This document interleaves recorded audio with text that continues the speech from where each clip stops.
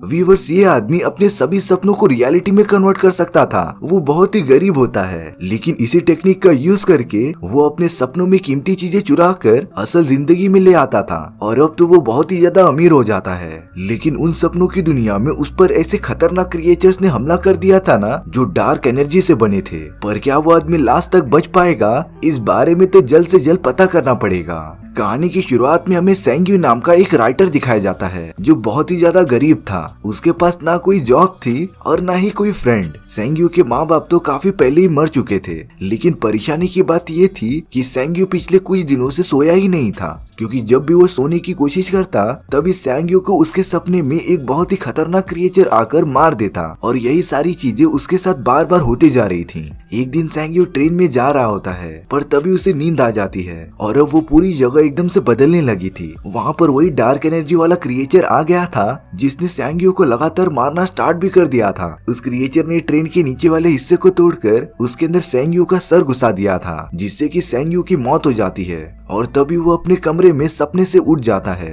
अब सेंग्यू के दरवाजे पर मकान मालिक खड़ा हुआ होता है, क्योंकि सेंग्यू ने पिछले कुछ महीनों का किराया ही नहीं दिया था। लेकिन सेंग्यू था चालाक, वो तो घर के पीछे वाली खिड़की से बाहर चला जाता है। इसके बाद सेंग्यू एक फूड स्टॉल पर रुक जाता है और उस बूढ़े आदमी से एगलेस पैनकेक मांगता है, क्योंकि उसके पास एग वाला पैनकेक खाने के पैसे नहीं थे। लेकिन अब उस बूढ़े आदमी को सेंग्यू पर दया आ जाती है और वो उसे उतने ही पैसे में एग वाला पैनकेक दे देता है। सेंग्यू दूसरी तरफ एक लड़की को देख रहा होता है, जिसका नाम लिया था और सेंग्यू लिया से बहुत ही ज्यादा प्यार करता था। दरअसल उसने लिया को एक रेस्टोरेंट में गाते हुए देखा था और तब से वो लिया को बहुत ही ज्यादा प्यार करने लगा था। सेंग्यू जैसे ही अपना पैनकेक खाने लगता है, तभी उसके पीछे से उसका मैनेजर माइक आ जाता है। सेंग्यू माइक के लिए स्क्रिप्ट राइटर का काम किया करता था। सेंग्यू ने माइक से पैसे तो ले लिए थे, पर उसने स्क्रिप्ट रेडी नहीं की थी, इसीलिए अब सेंग्यू अपनी जान बचाकर भागने लगता है। पर कुछ ही दूर जाने के बाद माइक उसे पकड़ लेता है और वो तो सेंग्यू को एक रेस्टोरेंट में लेके चला जाता है। माइक खुद तो बहुत ही टेस्टी नूडल्स खा रहा था, लेकिन उसने तो सेंग्यू को जरा सा भी ऑफर नहीं किया था। माइक सेंग्यू को आखिरी वार्निंग देता है कि वो जल्द से जल्द उसकी स्क्रिप्ट रेडी करके दे, लेकिन सेंग्यू के साथ जो हादसे हो रहे थे उसकी वजह से वो अपनी स्क्रिप्ट कंप्लीट ही नहीं कर पा रहा था। सेंग्यू ने तो माइक को भी अपने सपने वाली प्रॉब्लम के बारे में बताया था, पर माइक उस पर भरोसा ही नहीं करता और 2 दिनों के अंदर स्क्रिप्ट रेडी करने के लिए कहता है। जब सेंग्यू चुपके चुपके अपने घर पर जाता है, तब उसका सारा सामान घर के बाहर रखा हुआ था, यानी कि मकान मालिक ने उसे घर से निकाल दिया था। और अब सेंग्यू काफी फ्रस्ट्रेटेड हो जाता है। वो तो एक रेस्टोरेंट में बैठा था, पर उसके पास तो खाना ऑर्डर करने के कुछ पैसे ही नहीं थे, इसीलिए वो अपनी बची हुई स्क्रिप्ट लिखने का डिसाइड करता है। पर अब काफी ज्यादा काम करने के बाद उसे थोड़ी नींद आ जाती है और अब हमें पता ही होगा कि क्या होने वाला है। वो पूरी जगह एकदम से ब्लैक मैटर में बदलने लगती है और वो डार्क एनर्जी वाला क्रिएचर वहाँ पर आ जाता है और अब उस क्रिएचर ने सेंग्यू का गला दबाकर उसे मार दिया था। अगले दिन सेंग्यू की नींद खुल जाती है और वो देखता है कि उसका लैपटॉप चोरी हो चुका था। सच में अब सेंग्यू तो इन सारी चीजों से परेशान हो गया था, इसीलिए वो सुसाइड करने का डिसाइड करता है। लेकिन वो जैसे ही वहाँ से कूदने जा रहा था, तभी सेंग्यू को वही बूढ़ा आदमी रोक लेता है, जिसने सेंग्यू को कुछ पैनकेक खाने के लिए भी दिए थे। सेंग्यू ने तो कितने दिनों से कुछ भी खाया ही नहीं था और वो अब एकदम भुक्खड़ जैसा खाने लगता है। लेकिन तभी वो बूढ़ा आदमी सेंग्यू को उसके प्रॉब्लम का सोल्यूशन देता है। पता नहीं उसे कैसे इस बात की जानकारी थी कि सेंग्यू को अजीब तरीके के सपने आते थे और वो बूढ़ा आदमी सेंग्यू को बताता है कि वो जब भी सपने में जाएगा तो उसे बस आई एम ड्रीमिंग कहना पड़ेगा, जिससे सेंग्यू की प्रॉब्लम सॉल्व हो जाएगी। इसके बाद सेंग्यू ने अपना मोबाइल बेचकर कुछ पैसे ले लिए थे, जिसके बाद वो सुपरमार्केट में पहुंच गया था और वहाँ की कुछ चीजों को चुराने की कोशिश कर रहा था। पर जैसे ही वो कैमरे को देखता है तो वो चोरी करने का प्लान कैंसिल कर देता है और अब बचे हुए पैसे से कुछ खरीद कर वो बाहर बैठकर उन्हें मजे से खा रहा था। लेकिन तभी लिया सेंग्यू के पास आ जाती है, जो कि उसे थोड़ा थोड़ा पहचानती थी। लेकिन तभी लिया उसी क्रिएचर में कन्वर्ट हो जाती है, जिसे सेंग्यू अपने सपनों में देखता था और अब उस क्रिएचर ने सेंग्यू पर हमला करना स्टार्ट भी कर दिया था। सुपरमार्केट की मैनेजर जब सेंग्यू को देखती है, तब उसे लग रहा था कि सेंग्यू को पैनिक अटैक आ रहे हैं, इसीलिए उसने एम्बुलेंस को कॉल कर दिया था। पर अब उस क्रिएचर ने सेंग्यू के बॉडी में अपनी तलवार घुसा दी थी। लेकिन तभी सेंग्यू को उस बूढ़े आदमी की बात याद आती है, इसीलिए अब वो आई एम ड्रीमिंग बोल देता है।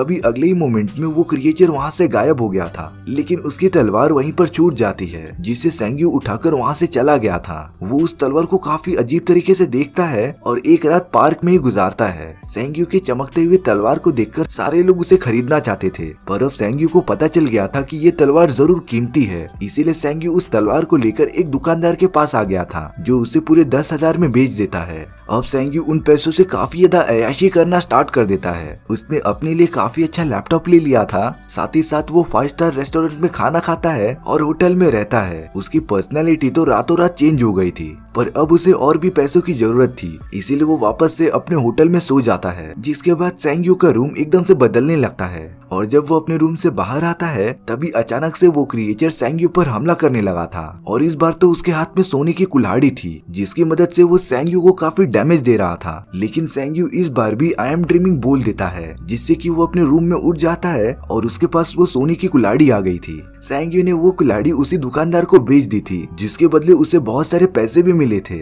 और अब तो वो और भी ज्यादा अमीर बन गया था। लेकिन कहते हैं ना, लालच बुरी बला होती है, इसीलिए सेंग्यू और भी पैसे जमा करने के लिए एक म्यूजियम की पिक्चर देखते रहता है, जिसमें कि बहुत सारी कीमती चीजें थी। उसे लग रहा था कि वो सोने से पहले जैसी चीजें देखेगा वो वहीं पर पहुंच जाएगा, और होता भी ऐसा ही है। जब सेंग्यू सो जाता है तो वो उसी म्यूजियम में पहुंच गया था। उसने तो सबसे कीमती चीजें इकट्ठा कर ली थी, और अब वो उस क्रिएचर के आने का वेट कर रहा था। वो डार्क क्रिएचर वहाँ पर आ जाता है, लेकिन इस बार उसके हाथ में मशीन गन थी, जिसका यूज करके वो सेंग्यू पर लगातार हमला करते रहता है। सेंग्यू ने ये सारी चीजें कभी एक्सपेक्ट ही नहीं की थी, और अब उस क्रिएचर ने सेंग्यू को पकड़कर उसे मार दिया था। सेंग्यू वापस से जाग जाता है, पर उसे अपना काम पूरा करना था, इसीलिए वो नींद आने की गोलियां खा लेता है और वापस से अपने सपने में चला जाता है। इस बार सेंग्यू उस क्रिएचर के वार से बचते हुए उन सारे एंटीक चीजों को जमा कर लेता है, और तभी वो कहता है आई एम ड्रीमिंग। जिसके बाद वो अपने सपने से उठ जाता है और उसके पास वो कीमती चीजें थी। लेकिन अब सेंग्यू लोकल दुकान में जाने के बजाय बहुत ही बड़े बिजनेसमैन के पास आ जाता है, जिन्हें की वो एंटीक चीजें बेचना चाहता था। उन सभी कीमती चीजों के बदले सेंग्यू को $1 मिलियन मिले थे, जिससे अब वो पूरी तरीके से फाइनेंशियली इंडिपेंडेंट हो गया था। जब सेंग्यू वहाँ से बाहर निकलता है तब उसे उसका मैनेजर माइक मिल जाता है, जो कि सेंग्यू से स्क्रिप्ट मांग रहा था, जिसके लिए उसने पैसे लिए थे।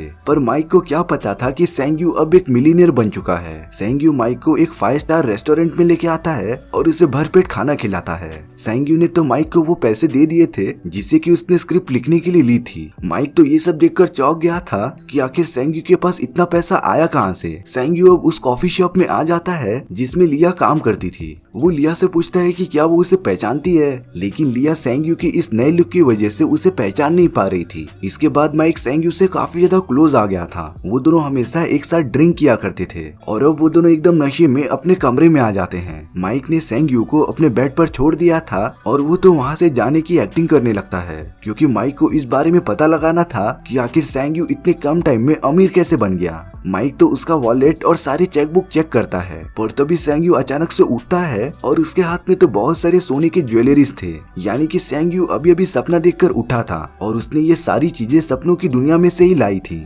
माइक तो ये सारी चीजें देखकर एकदम हक्का बक्का रह जाता है। अब ये सारी बातें माइक को भी पता चल गई थी, इसीलिए सेंग्यू माइक को अपनी टीम में शामिल कर लेता है। सेंग्यू के पास इतना पैसा आ गया था ना कि उसने लिया की पूरी कॉफी शॉप खरीद ली थी, क्योंकि लिया की शॉप बहुत ही ज्यादा लॉस में जा रही थी। इसीलिए सेंग्यू की कॉफी शॉप खरीदने के बाद वो उन दोनों में आधा आधा डिवाइड हो जाएगा, और जो लॉस्ट होगा उसे सेंग्यू अपनी जेब से भर देगा। लिया सेंग्यू की इस डिसीजन के लिए उसकी काफी आभारी होती है, इसीलिए वो दोनों मिलकर डिनर करना स्टार्ट कर देते हैं। इसके बाद सेंग्यू वापस से अपने सपने में चला जाता है, और इस बार माइक उसी रूम में मौजूद था जो सेंग्यू की बॉडी की रक्षा कर रहा था, ताकि उसे सपने से कोई जगा न सके। और अब तो सेंग्यू को वो सारी चीजें करने में काफी मजा आ रहा था। वो अपने सपनों की दुनिया में जाकर बहुत सारी कीमती चीजें लेकर आता है। वो कभी बैंक लूटता या फिर कार लेकर आता, और अब तो वो क्रिएचर भी सेंग्यू का कुछ बिगाड़ नहीं पा रहा था, क्योंकि सेंग्यू को आइडिया हो गया था कि उससे कैसे बचना है। सपने से बाहर निकलने के बाद सेंग्यू ने उस बूढ़े आदमी के लिए कुछ पैसे छोड़ दिए थे, जिससे कि वो बूढ़ा आदमी रख लेता है। सेंग्यू जब लिया से मिलता है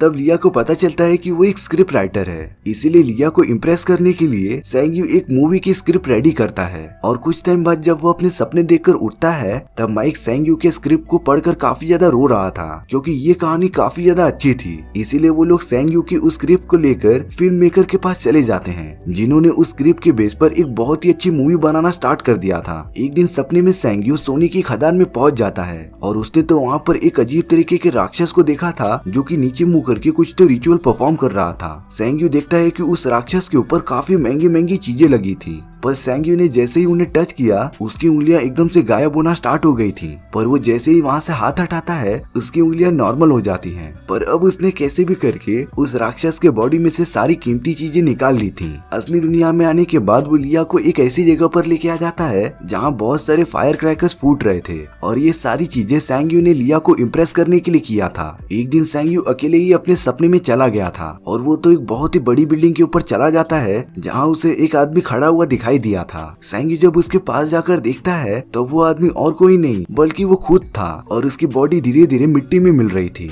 सेंग्यू तो काफी डर जाता है और वो अपने सपने से उठ गया था, पर इस बार उसके बॉडी पर अजीब तरीके के निशान बन गए थे जो काफी पेनफुल थे। इसीलिए सेंग्यू इन सारी बातों का पता लगाने के लिए उसी बूढ़े आदमी के पास जाने लगता है, लेकिन रास्ते में ही सेंग्यू को कुछ लोगों ने किडनैप कर लिया था। जब सेंग्यू की आंखें खोली जाती हैं तब वो अपने चारों ओर क्रिमिनल्स को देखता है। वहाँ पर उन क्रिमिनल्स का बॉस डेनवर भी था, जिसने कई दिनों से सेंग्यू पर नजर रखी थी, और अब वो सेंग्यू से काफी ज्यादा पैसों की डिमांड करता है, नहीं तो वो उसे जान से मार देगा। सेंग्यू के कहने पर जब माइक उनके लिए पैसे लेके आता है तब उन गुंडों ने माइक को भी मारकर बेहोश कर दिया था, और उसे भी सेंग्यू के पास लेकर आया जाता है। वो सारे गुंडे सेंग्यू को लेकर उसके रूम में आ गए थे, जहाँ पर उसने बहुत ही कीमती चीजों का कलेक्शन जमा किया था। लिया भी जब सेंग्यू से उसके कमरे में मिलने आती है तब वो गुंडे लिया को भी पकड़कर सेंग्यू के पास लाकर रख देते हैं, लेकिन अब लिया ने उन सभी से लड़ाई करना स्टार्ट कर दिया था। सेंग्यू भी उन गुंडों को काटना स्टार्ट कर देता है, और अब वो तीनों वहाँ से भाग गए थे, लेकिन माइक काफी ज्यादा घायल होने की वजह से भाग नहीं पा रहा था। इसीलिए अब वो सेंग्यू और लिया को यहाँ से जाने के लिए कहता है, और माइक ने तो उन गुंडों को रोकने की बहुत कोशिश की थी जिससे कि सेंग्यू और लिया भाग सके, पर अब उन गुंडों ने माइक को जान से मार दिया था। यहाँ दूसरी तरफ सेंग्यू और लिया एक क्रिमिनल से लड़ाई करते रहते हैं, और वो तो उन दोनों को काफी ज्यादा मारता है। सेंग्यू अब पूरी तरीके से घायल हो चुका था,